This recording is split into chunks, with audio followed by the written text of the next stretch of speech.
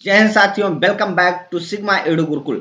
आज का ये सेशन उन विद्यार्थियों के लिए बहुत ही इंपॉर्टेंट है जो इस बार डी फार्म फर्स्ट ईयर का एग्जाम देने जा रहे हैं, या ऐसे विद्यार्थी जिनका बैक लग गया था और वो इस बार जो है फार्मास्यूटिक्स का पेपर फिर से देंगे। उन बच्चों के लिए ये सेशन बहुत ही इंपॉर्टेंट है। इसमें से बहुत सारे क्वेश्चन आपके परीक्षा में पूछे जाएंगे। तो हम लोग बिना देरी किए आगे बढ़ते हैं। What is posology? Posology क्या है? Posology is the branch of pharmacy which deals with the study of doses of drug. Posology जो है फार्मेसी की एक ब्रांच है जहां पर हम लोग ड्रग के डोजेस का अध्ययन करते हैं कि कौन सी ड्रग जो है कितनी क्वांटिटी में देनी है, उसका डोज क्या होना चाहिए। जैसे 500 mg होना चाहिए, 200 mg होना चाहिए, 1000 mg होना चाहिए, 250 mg होना चाहिए। जब हम लोग ड्रग के क्वांटिटी के बारे में अध्ययन करते हैं कि कितने mg का दवा होना चाहिए, उसके बारे में, डोज के बारे में अध्ययन करते हैं तो पोसोलॉजी कहलाता है। यहाँ हिंदी में भी लिखा गया है, फार्मेसी की वह शाखा है जो दवाओं की मात्रा के अध्ययन से संबंधित है। फार्मेसी की वह शाखा जो दवाओं की मात्रा से संबंधित है। अगला हमारा जो क्वेश्चन है वो है व्हाट इज सिरप। सिरप क्या होता है? सिरप के बारे में भी हम लोग पढ़ लेते हैं, ये भी परीक्षा में बार बार पूछा जाता है। बच्चों, इसका जो है पीडीएफ आपको हमारे टेलीग्राम चैनल पर मिल जाएगा। आप लोग वीडियो के डिस्क्रिप्शन में जाकर के टेलीग्राम चैनल या व्हाट्सएप ग्रुप से जोड़ करके प्राप्त कर सकते हैं। Syrup is a concentrated aqueous solution for of sugar containing medicament or flavoring agent। Syrup क्या? कंसंट्रेटेड एक्वस सॉल्यूशन होता है। मतलब कैसा है? कंसंट्रेटेड है और कैसा है? एक्वस है। मतलब वाटर में बनाया गया सॉल्यूशन है जिसमें क्या क्या होता है? शुगर होता है, अर्थात कि उसमें चीनी होगा। कंटेनिंग मेडिकामेंट, उसमें कुछ दवाएं हो सकती हैं, और फ्लेवरिंग एजेंट हो सकते हैं जो उनमें स्वाद देते हों। यहाँ हिंदी में भी लिखा गया, चीनी का एक सघन जलीय घोल है जिसमें औषधीय तत्व या स्वाद देने वाले पदार्थ मिले होते हैं। अगला, व्हाट इज इलिक्सर। कभी कभी परीक्षा में इलिक्सर भी पूछा जाता है, कभी कभी क्या अधिकतर पूछा जाता है। तो इलिक्सर क्या होते हैं, इलिक्सर के बारे में भी हमें आपको पढ़ने की आवश्यकता है। Elixir is a clear sweetened hydro alcoholic liquid preparation for oral use. क्या है? इलिक्सर जो होता है वो क्लियर मतलब साफ होता है, ट्रांसपेरेंट होता है, स्वीटेंड मीठा होता है, और हाइड्रो अल्कोहलिक होता है। इसमें जो है वाटर और अल्कोहल दोनों का मिक्सर होता है। हाइड्रो वाटर और अल्कोहल इन दोनों का लिक्विड प्रिपरेशन होता है एलिक्सर, जिस जो कैसा होता है? ट्रांसपेरेंट अर्थात क्लियर होता है, और स्वीट एंड मीठा होता है। ये ओरल यूज के लिए प्रयोग किया जाता है। यहाँ हिंदी में भी लिखा गया, एक साफ मीठा हाइड्रो अल्कोहलिक द्रव। हाइड्रो अल्कोहलिक मतलब जल और अल्कोहल की तैयारी है जो मुख द्वारा उपयोग की जाती है, अर्थात कि मुंह द्वारा लेने वाली ऐसी दवाएं जिसमें वाटर भी हो और अल्कोहल भी हो, मीठा हो और ट्रांसपेरेंट हो, ऐसा प्रिपरेशन जो होता है उसे इलेक्सर कहते हैं। यहाँ की पॉइंट में कुछ टर्म दिए हैं, जैसे क्लियर लिक्विड प्रिपरेशन, साफ साफ जो लिक्विड प्रिपरेशन हो, स्वीटेंड फार्मुलेशन, मीठा होगा, हाइड्रो अल्कोहलिक बेस होगा, इसमें जो है वाटर और अल्कोहल दोनों बेस होगा, यूज फॉर ओरल एडमिनिस्ट्रेशन, ये ओरल एडमिनिस्ट्रेशन के लिए यूज किए जाते हैं। What is prescription. प्रिस्क्रिप्शन क्या होता है? बेटा ये बार बार परीक्षा में पूछा जाता है, प्रिस्क्रिप्शन क्या होता है। आप लोग इतना सिर्फ लिखिएगा, आपका 1 नंबर 2 नंबर जो है वो आराम से मिल जाएगा। Prescription is a written order given by a registered medical practitioner to a pharmacist. Prescription जो होता है एक क्या होता है? रिटन ऑर्डर होता है। किसके लिए? फार्मासिस्ट के लिए। जो डॉक्टर होता है वो एक प्रिस्क्रिप्शन लिख करके देता है, किसके लिए? फार्मासिस्ट के लिए, कि कौन कौन सी दवाएं देना है पेशेंट को। ये प्रिस्क्रिप्शन पेशेंट के लिए नहीं होता, पेशेंट के हिस्ट्री के आधार पे, पेशेंट के सिम्टम्स के आधार पे फार्मासिस्ट को ये ऑर्डर दिया जाता है कि आप जो है ये दवाएं जो हैं इस मरीज को देंगे। तो कह सकते हैं prescription is a written order. Prescription एक रिटन ऑर्डर होता है given by a registered medical practitioner. क्या होता है? ये रजिस्टर्ड मेडिकल प्रैक्टिशनर के द्वारा अर्थात आरएमपी के द्वारा ऑर्डर दिया जाता है। किसको? फार्मासिस्ट को। प्रिस्क्रिप्शन एक लिखित आदेश है जो एक पंजीकृत फार्मासिस्ट को दिया जाता है। पंजीकृत डॉक्टर द्वारा फार्मासिस्ट को दिया जाता है। यहाँ की पॉइंट में है रिटर्न ऑर्डर। ये रिटर्न ऑर्डर होता है, किसके द्वारा दिया जाता है? Given by RMP। किसके लिए? Directed to pharmacist. ये फार्मासिस्ट को दिया जाता है। Use for dispensing medicine. ये किस लिए यूज करता है फार्मासिस्ट? मेडिसिन को डिस्पेंस करने के लिए यूज करता है। What is paediatric dose? Paediatric dose क्या होता है? अर्थात कि पेडियाट्रिक डोज के बारे में हम लोग क्या पढ़ते हैं, इसमें क्या पढ़ते हैं? Paediatric dose is the dose of drug given to children. बच्चों को दी जाने वाली डोज जो होती है वो पेडियाट्रिक डोज कहलाती है। मतलब कि जैसे हम हैं, हम अलग डोज लेंगे, बच्चे जो हैं उनको अलग डोज दिया जाएगा। जैसे कहते हैं पीडियासेट। पीडियासेट में क्या होता है? थोड़ी मात्रा में दवा होती है ना, उसमें थोड़ी मात्रा में ही दवाएं होती है। इसी तरह से जो पेडियाट्रिक डॉक्टर होते हैं वो बच्चों के लिए डॉक्टर होते हैं, और पेडियाट्रिक डोज जो होता है वो बच्चों के लिए डोज होता है। तो ऐसा डोज जो बच्चों को दिया जाता है, दवा की वह मात्रा जो बच्चों को दी जाती है उसे पेडियाट्रिक डोज कहते हैं। ये भी क्या होता है? रिटर्न ऑर्डर होता है, गिवन बाय RMP ही होता है, और डायरेक्टेड टू फार्मासिस्ट। फार्मासिस्ट को ही ऑर्डर दिया जाता है, किसके लिए? डिस्पेंस करने के लिए मेडिसिन को। अगला है व्हाट इज सस्पेंशन। सस्पेंशन क्या होता है? सस्पेंशन आप लोग भी पढ़े होंगे, लेकिन यहाँ पर बहुत छोटे सा दिया हुआ है, और इतना आपके 2 नंबर के लिए 1 नंबर के लिए सफिशियंट है। Suspension is a biphasic liquid dosage form containing insoluble solid particle dispersed in a liquid medium. क्या होता है? सस्पेंशन एक बाइफेजिक लिक्विड डोजेज फॉर्म, अर्थात कि इसमें 2 फेज होते हैं। कौन कौन से 2 फेज होते हैं? एक इनसॉल्युबल क्या होगा? सॉलिड पार्टिकल होगा, दूसरा लिक्विड पार्टिकल होगा। जैसे हम लोग क्या करते हैं, मान लिया जाए चीनी को किसमें मिलाए? पानी में, तो चीनी पूरी तरह से सॉल्युबल हो जाते हैं, उसमें पार्टिकल अलग अलग नहीं दिखते हैं, तो क्या थे? सिरप। लेकिन सस्पेंशन में क्या होता है? हमारे जो पार्टिकल्स होते हैं वो अलग अलग दिखते रहते हैं, अलग अलग दिखते रहते हैं। सस्पेंशन एक द्विचरणीय द्रव औषध रूप है जिसमें अघुलनशील ठोस कण द्रव के माध्यम से समान रूप में वितरित रहते हैं। अर्थात कि इसमें जो सॉलिड पार्टिकल्स छोटे छोटे कण होते हैं वो वाटर में या लिक्विड में जो है डिस्पर्स रहते हैं, समान रूप से फैले हुए होते हैं, और ये घुलनशील नहीं होते हैं। यहाँ की पॉइंट में भी लिखा है बाइफेजिक सिस्टम, अर्थात कि इसमें 2 फेज होते हैं, एक सॉलिड पार्टिकल आपको दिखेगा और एक लिक्विड पार्टिकल आपको दिखेगा। Contains insoluble solid particles. इसमें इनसॉल्युबल सॉलिड पार्टिकल्स होंगे। अगर सॉल्युबल सॉलिड पार्टिकल्स होते तो ये सॉल्यूशन बन जाता, ना कि सस्पेंशन रहता। Particle disperse in liquid medium. जो पार्टिकल्स होते हैं वो लिक्विड मीडियम में डिस्पर्स रहते हैं। अगला जो है हम लोग पढ़ेंगे, अगला कौन सा स्लाइड होगा इसके बारे में भी हम लोग जान लेते हैं। What is emulsion. देखो सस्पेंशन और इमल्सन कभी कभी इन दोनों को एक साथ पूछ लिया जाता है, एक ही क्वेश्चन में पूछ लिया जाता है। Define suspension and emulsion.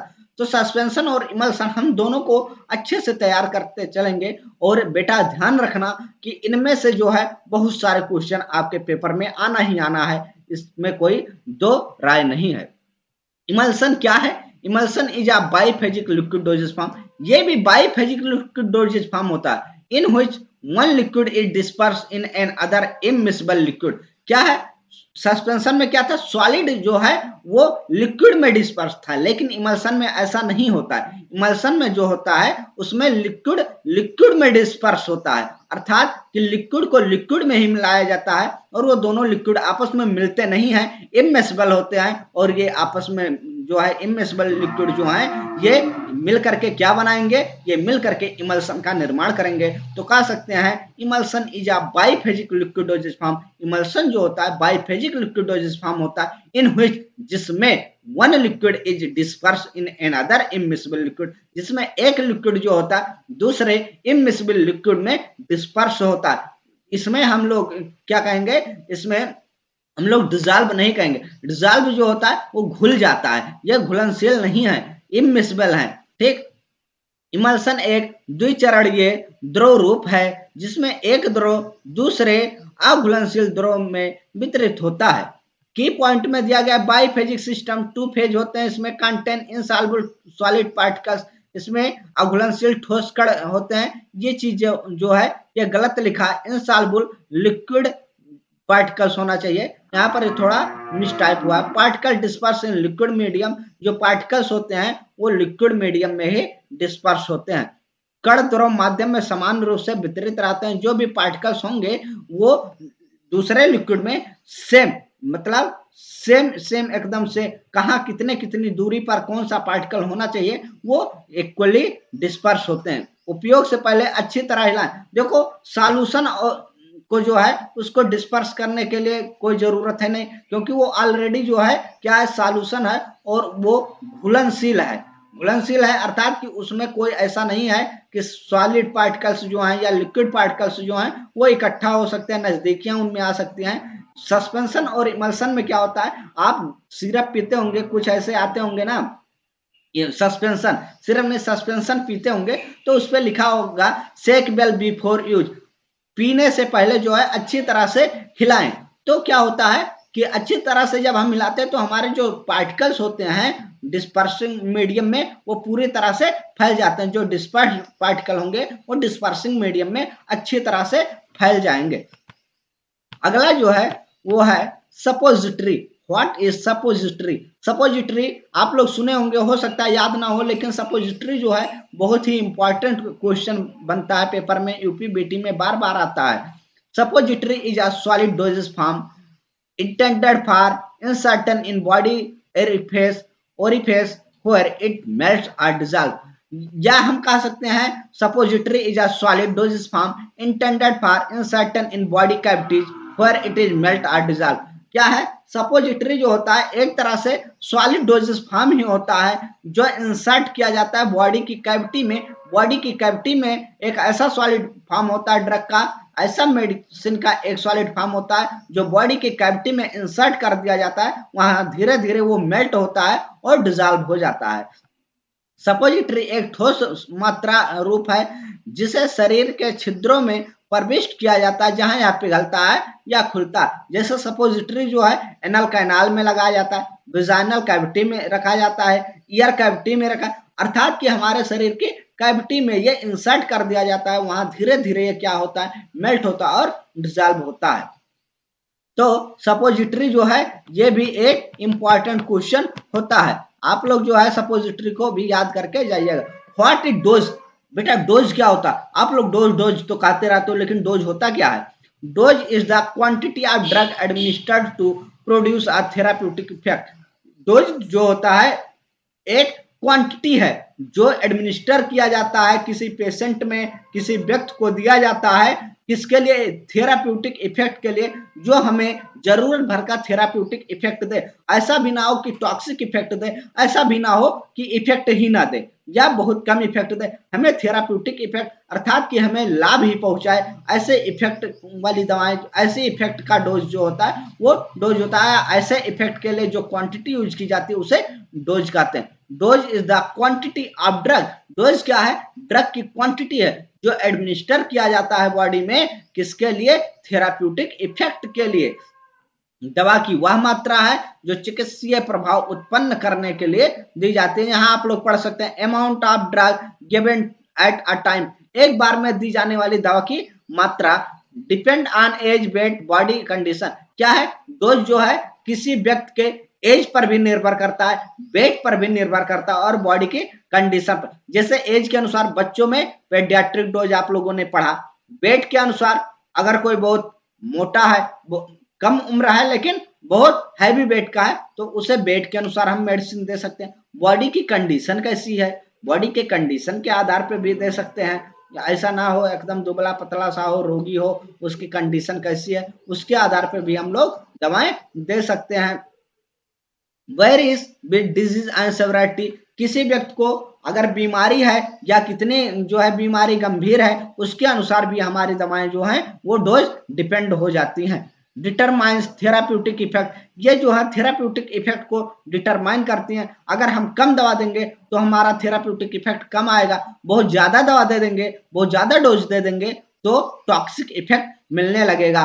Toxic effect जो होता है वो बहुत ही नुकसानदेह होता है। Should be accurate and safe, सटीक और सुरक्षित होनी चाहिए जो हमारी क्या है डोज है वो सही होनी चाहिए, सुरक्षित होना चाहिए। ऐसा ना हो बहुत ज्यादा दे दो, कहा तो बहुत अच्छा इफेक्ट चाहिए हमको और जो है हम डबल डोज ले ले। जैसे मान लिया जाए कोई नींद के लिए दवा ले रहा है, किसी डॉक्टर ने प्रिस्क्राइब किया है किसी को नींद की दवा, अब वो नींद की दवा जो है कहा कि भाई नींद नहीं आ रहा है, एक टेबलेट की जगह 3 टेबलेट ले लिया, अब वो टॉक्सिक इफेक्ट देगा, वो जो है हार्मफुल इफेक्ट देने लगेगा।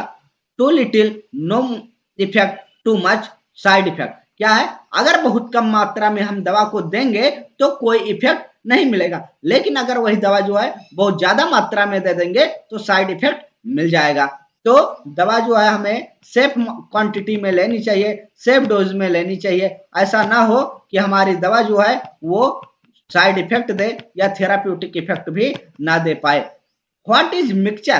कभी कभी मिक्सचर के बारे में भी आप लोग पढ़े होंगे, लेकिन मिक्सचर जो है ये बार बार परीक्षा में पूछा जाता है यूपीबीटी के, तो मिक्सचर के बारे में भी पढ़ लेते हैं। मिक्सचर क्या है? Mixture is a liquid preparation containing 2 or more substance dissolved, suspended or emulsified। क्या है, जो हमारा मिक्सचर होता है वो कैसा होता है? एक लिक्विड प्रिपरेशन होता है जिसमें या तो सॉल्यूट पार्टिकल्स जो हैं वो डिजॉल्व होंगे या सस्पेंडेड होंगे या फिर इमल्सिफाइड होंगे।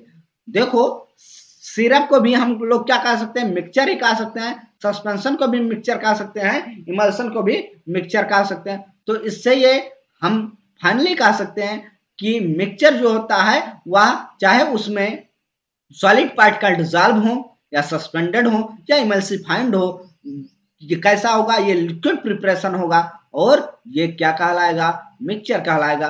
तो mixture is a liquid preparation containing 2 or more substance dissolved, suspended or emulsified।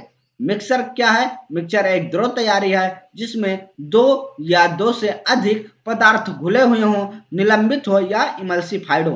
की पॉइंट्स आप लोग खुद पढ़ लीजिएगा। कंटेंट 2 or more substance, 2 से अधिक पदार्थों से बना होता है। May be in solution, suspension और इमल्सन। सॉल्यूशन भी हो सकता है, सस्पेंशन भी हो सकता है और इमल्सन भी हो सकता है। यूज्ड फॉर इंटरनल और एक्सटर्नल एडमिनिस्ट्रेशन, चाहे वो इंटरनल एडमिनिस्ट्रेशन के लिए हो या एक्सटर्नल एडमिनिस्ट्रेशन के लिए भी यूज किया जा सकता है। Component retain their individual property, जो कंपोनेंट होते हैं वो अपनी जो है इंडिविजुअल प्रॉपर्टीज को बनाए रखते हैं, मतलब कि उनकी प्रॉपर्टी में किसी तरह का चेंजेस नहीं आता। होमोजीनस जो होता है वो लिक्विड होता है, हेट्रोजीनस में सस्पेंशन और इमल्सन होते हैं। Must be stable and uniform, जो भी होना चाहिए मिक्सचर वो स्थिर और समान होना चाहिए। तो मिक्सचर आप लोग समझ लिए। What are the factor affecting dose? Dose को कौन कौन से फैक्टर इफेक्ट करते हैं इसके बारे में भी हम लोग जान लेते हैं कि कौन कौन से फैक्टर जो हैं वो हमारे डोज को बदल सकते हैं। डोज अर्थात ड्रग की क्वांटिटी को बदल सकते हैं। डोज को प्रभावित करने वाले कारक क्या है? Dose is the quantity of drug administered to produce a therapeutic effect. हम लोग इसके पहले भी पढ़ लिया है डोज में। तो दवा क्या है? दवा की वह मात्रा जो चिकित्सीय प्रभाव उत्पन्न करने के लिए दी जाती है, अर्थात कि थेराप्यूटिक इफेक्ट प्रदान करने के लिए दवा की जो क्वांटिटी दी जाती है उसको डोज कहते हैं। अधिक मात्रा होगा तो कैसा होगा? Toxic effect. कम मात्रा होगा तो नो इफेक्ट मिलेगा। तो कौन कौन से ऐसे कारक हैं जिन पे हमारा डोज डिपेंड करता है? एज, आयु पे भी डिपेंड करता है। बच्चों में कम डोज दी जाती है, बुजुर्गों में कम डोज दी जाती है, एडल्ट में जो है थोड़ा डोज बढ़ा करके दी जाती है। बॉडी वेट, शरीर का वजन कैसा है? अगर आप 50 साल के हैं, आपका वेट जो है बच्चों वाला है तो बच्चों की दवाई दी जाएगी। आप 35 साल के हैं, बच्चों वाला वेट है तो बच्चों वाली ही दवाएं, मतलब कम वेट में दवाएं दी जाएंगी। सेक्स, लिंग के आधार पे भी दवाएं दी जाती हैं। फीमेल को जो है डोज कितना देना है, मेल को कितनी डोज देनी है, इस पे भी डिपेंड करता है। डिजीज कंडीशन, रोग की स्थिति, कभी कभी हम लोग जाते हैं दवा कराने या हमारे पास कोई पेशेंट आता है तो हम लोग उससे पूछ लेते हैं ना कि आपको पहले से कोई बीमारी तो नहीं है, आपको ब्लड प्रेशर तो नहीं है, आपको शुगर तो नहीं है, ये सारी चीजें। जैसे कोई गया डॉक्टर के पास ड्रिप लगवाने, कमजोरी है, अब डॉक्टर उससे पूछता है आपको पहले से शुगर तो नहीं है। अगर बंदा बोला कि शुगर है तो उसको डीएनएस नहीं लगाया जाएगा। अगर बंदा बोला कि शुगर है तो उसको डीएनएस नहीं लगेगा। अगर बोल दिया कि शुगर नहीं है तो डीएनएस आप लगा सकते हैं, अर्थात कि आरएमपी के प्रिस्क्रिप्शन पे। रूट ऑफ एडमिनिस्ट्रेशन, दवा कौन से मार्ग से दी जाती है, ये भी एक फैक्टर होता है। जैसे टेबलेट अगर है तो ओरल रूट से दिया जाएगा, इसकी मात्रा जो है थोड़ी ज्यादा होगी। वहीं जो है इंजेक्शन अगर देते हैं तो उसकी मात्रा कम होगी, क्योंकि इंजेक्शन जो है 100% थेराप्यूटिक इफेक्ट देता है। टाइम ऑफ एडमिनिस्ट्रेशन, दवा देने का समय कौन सा है, दवा के समय पर भी निर्भर करता है। टॉलरेंस, कोई ऐसी दवा होती है जो टॉलरेट कर जाती है, अर्थात कि आप बहुत दिनों से वो दवा ले रहे हैं तो टॉलरेंस क्रिएट कर जाएगा, वो दवा उस डोज पे काम नहीं करेगा तो आपको थोड़ा डोज बढ़ा करके देना पड़ेगा। Different between monophasic and biphasic system, अभी हम लोगों ने पढ़ा मोनोफेजिक और बाइफेजिक सिस्टम, तो क्या जो हमारा सॉल्यूशन था वो मोनोफेजिक था, वहीं सस्पेंशन और इमल्सन क्या था, बाइफेजिक सिस्टम था। तो यहाँ पर हम लोग थोड़ा उसके बारे में डिफ्रेंशिएट कर लेते हैं। मोनोफेजिक सिस्टम और बाइफेजिक सिस्टम किस तरह से अलग अलग होते हैं। इसमें सिंगल फेज होते हैं, मोनोफेजिक में सिंगल फेज होते हैं और बाइफेजिक में 2 फेज होते हैं। वहीं एग्जाम्पल के लिए मोनोफेजिक सिरप होगा और बाइफेजिक जो है वो सस्पेंशन या इमल्सन होगा। यहाँ आप लोग पढ़ सकते हैं, समय कम है और हम लोग इसको कवर करते हैं। What is prescription error, prescription के बारे में हम लोगों ने पढ़ा कि ये आरएमपी द्वारा एक रिटर्न ऑर्डर होता है फार्मासिस्ट को ड्रग के डिस्पेंसिंग के लिए। वहीं प्रिस्क्रिप्शन एरर क्या होता है इसके बारे में भी जान लेते हैं। Prescription error are mistake made while writing a prescription which can lead to inappropriate therapy or patient harm। क्या है कि प्रिस्क्रिप्शन एरर जो होता है वो एक मिस्टेक होता है लिखते समय, जो क्या करता है ये इनएप्रोप्रिएट थेरेपी, कोई दूसरी थेरेपी, कोई दूसरी दवा दी जा सकती है पेशेंट को, या ये पेशेंट को हार्मफुल इफेक्ट दे सकता है। किस तरह से त्रुटियां मिल सकती हैं, किस तरह से जो है एरर मिल सकते हैं, जैसे रॉन्ग डोज, गलत मात्रा आप दे सकते हैं। अब कोई डॉक्टर जो है लिख दिया, जिस तरह से कोई दवा लिखा हुआ है तो समझ पाएंगे आप क्या लिखा है, नहीं, तो ये एरर एक तरह से होता है, इनएप्रोप्रिएट राइटिंग होती है। रॉन्ग डोज, दवा की मात्रा गिवन मोर और लेस देन रिक्वायर्ड डोज, जितनी जरूरत है उससे ज्यादा या कम दवा दे देंगे तो ये भी एक तरह से एरर है, या तो इफेक्ट नहीं मिलेगा या टॉक्सिक इफेक्ट मिलेगा। रॉन्ग ड्रग, अब इस तरह से लिखा होगा तो आप पढ़ पाएंगे, नहीं पढ़ पाएंगे तो कोई भी दूसरी दवा दे देंगे, और अगर गलत दवा दे देंगे तो भी जो है वो हार्मफुल इफेक्ट देगा। इल एलिजिबल हैंड राइटिंग, किसी तरह से जो है इलीगल हैंड राइटिंग होगा, मतलब अच्छी हैंड राइटिंग ना हो, समझ ही ना आए कौन सी दवा लिखा है, केवल हिला दिए पेन हो गया, तो ये कैसा होता है, प्रिस्क्रिप्शन एरर होता है। ड्रग इंटरेक्शन, दवाओं का जो है परस्पर प्रभाव जो होता है, आपस में वो टकरा जाते हैं, कभी कभी कहते हैं ना दवा टकरा गया है। तो यहाँ कंक्लूजन में लिखा गया avoiding prescription error ensure safe effective and rational therapy. जो है प्रिस्क्रिप्शन है, प्रिस्क्रिप्शन के त्रुटियों से बचना चाहिए, हमेशा सुरक्षित, प्रभावी और तर्क संगत, मतलब आपस में जो है ड्रग के इंटरेक्शन को देखते हुए हमारी दवा सुनिश्चित की जानी चाहिए, हमारी थेरेपी सुनिश्चित की जानी चाहिए, जिससे हमें हार्मफुल इफेक्ट ना मिले और हमें रिक्वायर्ड थेराप्यूटिक इफेक्ट मिले। What right types of liquid dosage form, liquid dosage form जो है वो हमारे कितने प्रकार के होते हैं उनके बारे में भी हम लोग पढ़ लेते हैं। Types of liquid dosage form, monophasic liquid dosage form में सिरप और इलेक्जर। इलेक्जर क्या है, इलेक्जर जो है ये हाइड्रो एल्कोहलिक प्रिपरेशन होता है, इसके बारे में भी पढ़ा है। तो हाइड्रो मतलब हाइड्रोजन, वाटर, वाटर और एल्कोहल आपस में मिसबल है, तो ये भी कैसा होगा, मोनोफेजिक लिक्विड डोजेस फॉर्म होगा। सिरप भी मोनोफेजिक लिक्विड डोजेस फॉर्म होगा। वहीं बाइफेजिक लिक्विड डोजेस फॉर्म में सस्पेंशन और इमल्सन होंगे। मोनोफेजिक सिंगल फेज सिस्टम होता है, बाइफेजिक 2 फेज सिस्टम होता है। तो ये भी आप लोगों को समझ में आ गया होगा, बाकी नोट्स आप लोग जो है निकाल करके पढ़ लीजिएगा।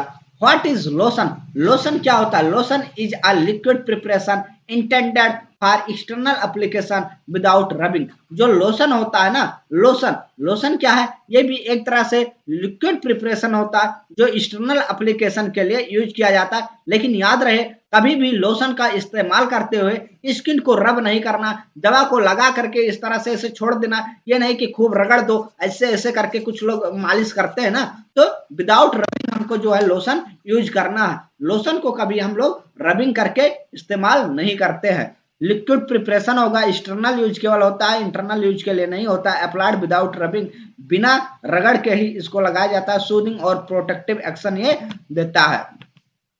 अगला है व्हाट इज लिनीमेंट? लिनीमेंट क्या होता है? लिनीमेंट इज अ लिक्विड और semi liquid preparation applied with rubbing on the skin. जो लिनीमेंट होता है ना, ये लिक्विड या सेमी लिक्विड प्रिपरेशन होता है जो स्किन पर ही लगाया जाता है, लेकिन यह रबिंग के साथ लगाया जाता है, रगड़ करके हम लोग इसका इस्तेमाल करते हैं। एक द्रव या अर्धद्रव औषधीय तैयारी होती है जिसे त्वचा पर रगड़ करके लगाया जाता है। अर्थात कि जो हम इसके पहले पढ़े, क्या पढ़े, ये देखो, लोशन। लोशन जो है ये बिना रबिंग के इस्तेमाल किया जाएगा, वहीं लिनीमेंट जो होगा वो रबिंग के साथ इस्तेमाल किया जाएगा। लिक्विड सेमी लिक्विड प्रिपरेशन हो सकता है मेंट फॉर टॉपिकल यूज, ये टॉपिकल यूज के लिए ही तो होता है। अप्लाइड विथ रबिंग, ये रबिंग करके अप्लाई किया जाता है। प्रोवाइड आ वार्मिंग सूदिंग इफेक्ट, ये गर्माहट और सूदिंग इफेक्ट देता है।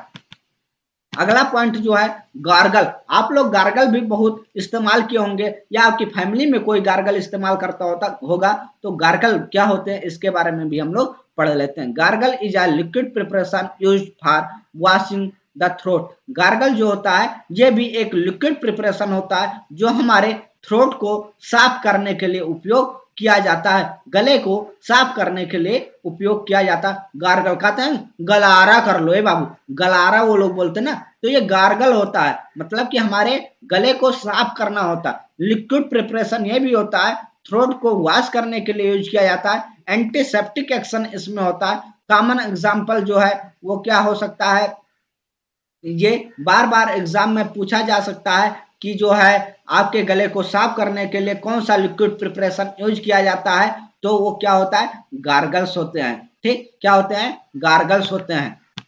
अगला जो है माउथ वॉश। देखो माउथ वॉश और गार्गल्स थोड़ा डिफरेंस होते हैं, लगता तो एक जैसा है लेकिन ये थोड़ा डिफरेंस होता है।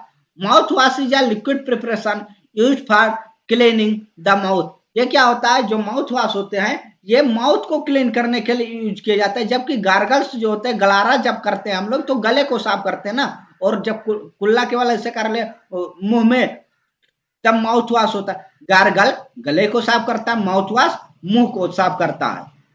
लिक्विड प्रिपरेशन होगा, ओरल हाइजीन के लिए यूज किया जाएगा। रिड्यूस बैक्टीरिया, या माउथ से जो दुर्गंध आती है, बैक्टीरिया हो या मुंह से बदबू आ रही हो, उसको साफ करने के लिए माउथ वॉश का उपयोग किया जाता है। कॉमन एग्जाम्पल जो है इसका भी बार बार पूछा जाता है कि सेम एग्जाम्पल होंगे, ये क्या करेंगे, ये भी माउथ कैविटी को साफ करेंगे। बार बार एग्जाम में पूछा जाएगा difference between mouth wash and gargles, तो माउथ वॉश किसके लिए, मुंह को साफ करने के लिए होता है। गार्गल जो होता है वो गले को साफ करने के लिए उपयोग किया जाता है। इनहेलेशन, इनहेलेशन क्या होता है, inhalation is a doses form in which drug is administered through the respiratory tract. Inhalation जो होता है ये भी एक तरह का डोजेज फॉर्म होता है जिसमें जो दवा होती है वो रेस्पिरेटरी ट्रैक्ट के द्वारा, रेस्पिरेटरी ट्रैक्ट के द्वारा अर्थात श्वास नलिकाओं के द्वारा शरीर में इंसर्ट की जाती है या एडमिनिस्टर की जाती है। यहाँ जो है की पॉइंट है doses form, drug delivery by lungs, ये भी एक तरह से डोजेज फॉर्म होता है इनहेलेशन, और ये लंग्स के द्वारा डिलीवरी की जाती है। रिस्पिरेटरी कंडीशन, सांस वाले पेशेंट को ये दिया जाता है रिस्पिरेटरी कंडीशन के लिए। डायरेक्ट फास्ट एक्टिंग इफेक्ट, ये डायरेक्ट इफेक्ट देता है और फास्ट, बहुत फास्ट इसका एक्शन होता है। तो अगला जो है हमारा स्लाइड, लिंटस। लिंटस जो है इसको भी आप लोग पढ़ लें। कभी लिंटस का नाम सुने हैं, ना सुने हो तो सुन लो, इंपॉर्टेंट है बेटा, इंपॉर्टेंट है, परीक्षा में पूछा जाता है। तो लिंटस क्या है, linctus is a viscous liquid preparation used for cough and taken in small doses. ये भी क्या होता है, लिंटस जो होता है ये एक लिक्विड प्रिपरेशन होता है, विस्कोस गाढ़ा लिक्विड प्रिपरेशन होगा जो कप के लिए यूज किया जाता है, और यूज भी किया जाता है तो बहुत कम मात्रा में स्मॉल डोज में यूज किया जाता है। यहाँ की पॉइंट में दिया विस्का लिक्विड प्रिपरेशन। देखो बेटा की पॉइंट आप लोगों को लिखने की जरूरत नहीं है, अगर लिख दो तो अच्छी बात है, नहीं लिखते हो तो कोई दिक्कत नहीं है। अगर लिखते हो तो एग्जामिनर के ऊपर आप अच्छा अपना प्रभाव डाल सकते हो, और जो है आगे के क्वेश्चन में कहीं अगर थोड़ी बहुत कमी भी तो वहां पर भी नंबर पा सकते हो, क्योंकि एग्जामिनर सोचेगा हो सकता है कहीं गलती से मिस्टेक हो गया, बल्कि बच्चे का जो है नॉलेज अच्छा है। विस्कोस लिक्विड प्रिपरेशन होगा यूज फॉर कफ रिलीफ, कफ के रिलीफ के लिए यूज किया जाएगा। स्मॉल डोज यूज किया जाएगा, सूदिंग इफेक्ट देता है।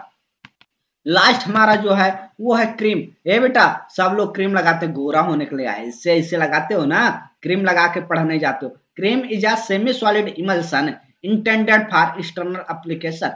क्या है ये? सेमी सॉलिड इमल्सन होता है, अर्थात अर्धद्रव होता है, और इमल्सन होता है अर्थात इसमें लिक्विड दोनों होंगे, लिक्विड दोनों होंगे, सॉलिड भी होगा। लेकिन ये क्या है? इमल्सन सेमी सॉलिड इमल्सन है, जिसमें क्या होगा?